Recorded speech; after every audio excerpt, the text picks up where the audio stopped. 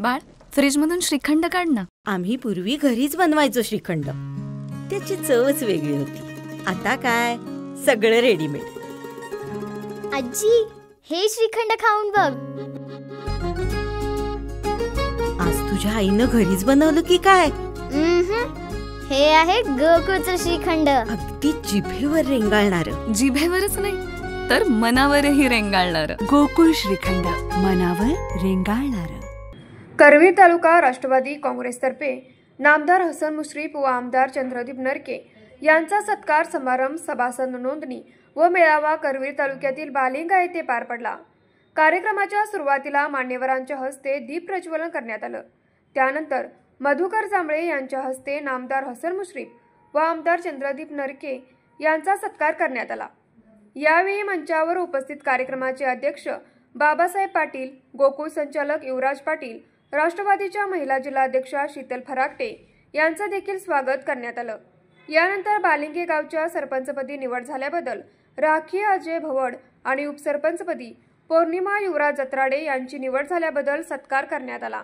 तसेच बालिंगे गावातील स्पर्धा परीक्षेमध्ये यश संपादन करून विविध शासकीय सेवेत निवड झालेल्या गुणवंताचा सत्कार समारंभ मान्यवरांच्या हस्ते पार पडला. राष्ट्रवादीचे नामदार हसन मुश्रीफ हे 6व्यांदा विजयी होऊन पालकमंत्री झाल्याबद्दल, तसेच महायुतीचे शिवसेना पक्षाचे चंद्रदीप नरके यांची आमदारपदी निवड झाल्याबद्दल सत्कार समारंभाचे आयोजन करण्यात आलं होतं. करवीर तालुक्यामध्ये राष्ट्रवादी पक्षाच्या कार्यकर्त्यांनी चंद्रदीप नरके यांना निवडून आणण्यासाठी बहुमोल सहकार्य केले. तसेच येणाऱ्या स्थानिक स्वराज्य संस्था, पंचायत समिती, जिल्हा परिषदेच्या निवडणुकांमध्ये एकत्र काम करून राष्ट्रवादी पक्षाला तसेच महायुतीला बळकटी द्यावी अशी इच्छा राष्ट्रवादी काँग्रेसचे जिल्हा उपाध्यक्ष मधुकर जांभळे यांनी व्यक्त केली. कार्यक्रमादरम्यान महेगावचे लोकनियुक्त सरपंच सर्जेराव जरग यांनी राष्ट्रवादी पक्षामध्ये जाहीर प्रवेश केला. यावेळी हसन मुश्रीफ यांनी राष्ट्रवादीचा स्कार्फ घालून त्यांचे पक्षामध्ये स्वागत केलं. चंद्रदीप नरके यांनी आपल्या भाषणामध्ये नामदार हसन मुश्रीफ यांनी केलेल्या सहकार्याबद्दल तसेच राष्ट्रवादी पक्षाचे व लाडक्या बहिणीचे आभार मानले आणि लाडक्या बहिणीची योजना कोणत्याही परिस्थितीत बंद होणार नाही असे प्रतिपादन केलं.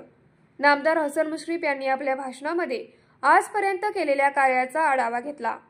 येणाऱ्या काळात स्थानिक स्वराज्य संस्था, जिल्हा परिषद, पंचायत समिती निवडणुकांमध्ये महायुती म्हणून एकत्र काम करत यश संपादन करू, लोकांना विविध योजनांचा लाभ देऊ असे म्हणत कार्यक्रम आयोजकाचे आभार मानले.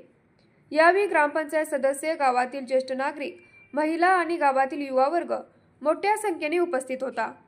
न्यूज मराठी 24 साठी सोमनाथ जांभळे, कोल्हापूर. नमस्कार. न्यूज मराठी 24 या चॅनेलच्या 9व्या वर्धापन दिनाच्या निमित्तानं खूप खूप शुभेच्छा. या परिसरातील अत्यंत चांगल्या पद्धतीनं सर्वसामान्य माणसांचे प्रश्न मांडून त्याला न्याय मिळवून देण्यासाठी होत असणाऱ्या न्यूज मराठी 24च्या सगळ्या कामाला मनापासून शुभेच्छा.